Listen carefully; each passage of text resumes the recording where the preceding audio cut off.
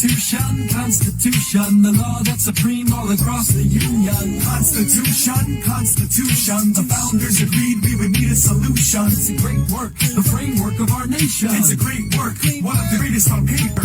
Constitution. It's time to talk about the Constitution once again, and this week's Constitutional Minute, we are continuing the conversation regarding, that's right, you guessed it, the U.S. Constitution.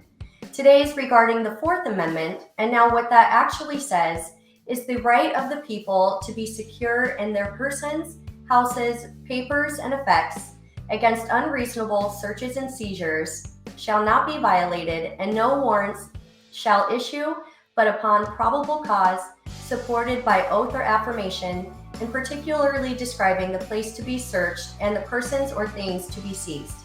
And while that was definitely a mouthful, basically what it does is prohibits the U.S. government from conducting what is known as unreasonable searches and seizures. So the police cannot search a person or their home, for instance, without a warrant or probable cause. And did you know that it even applies to arrest and the collection of evidence? And as to what is considered reasonable, well, the Supreme Court has been having a difficult time putting a definition to that as well. So basically, a search cannot be conducted without consent or a warrant or probable cause, and a valid search warrant must be filed, shows probable cause, and must be signed by a judge and state the specific place they are intended searching. So for instance, if they were to get a warrant to search your home, they cannot also search your car then. That would take a separate warrant.